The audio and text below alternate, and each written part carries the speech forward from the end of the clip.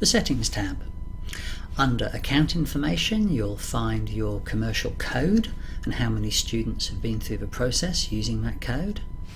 Under Groups, you can segment your cohort or population of students into specific groups. That might be by year, it might be by form, etc. I'll come back to that.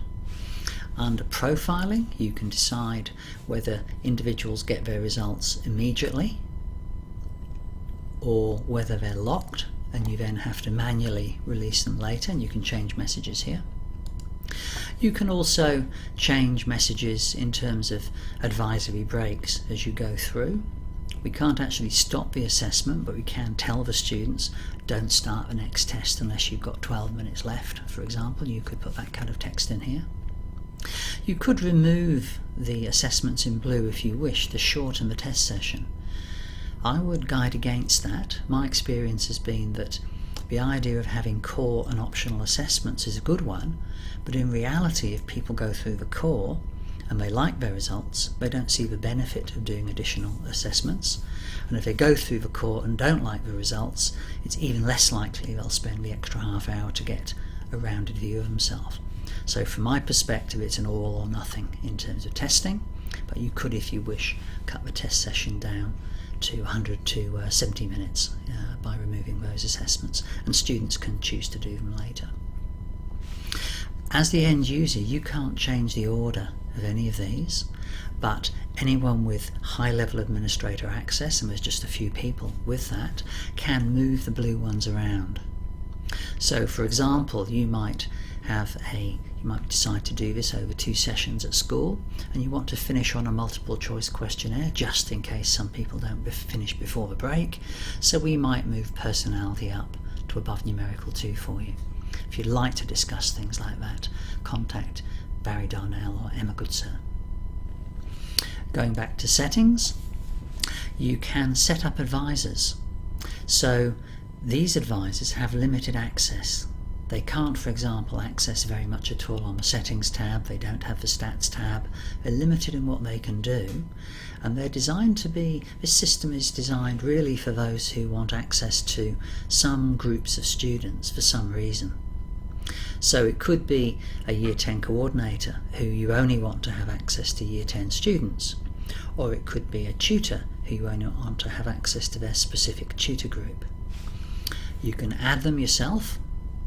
If you do add them, they appear here. In this case, this person has not yet logged in, and you can see they can't see anything, so they can log in but there's no data there. If we wanted them to see something, we need to create a group and put people in that group. So if I go back to settings, this time I'll go back to groups. What I want to do is create a new group, and let's say I want to create a group called 10B. Have to give it a code, doesn't matter what it is.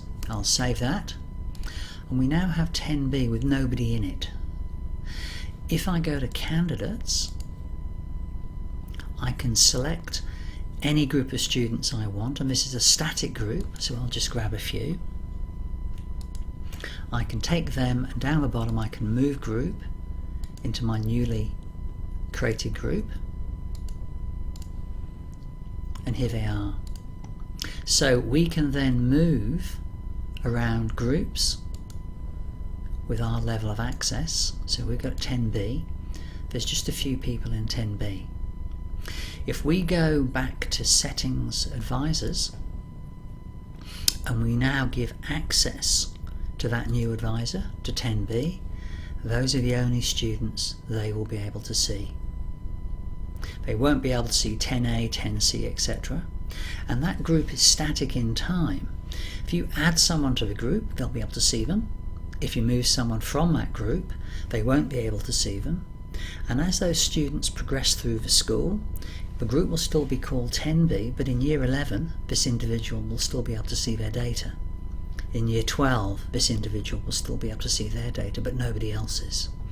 And after they've left school, about the March time, when all university entrance discussions have happened, then these individuals will drop off the list and this careers advisor will be able to see nobody.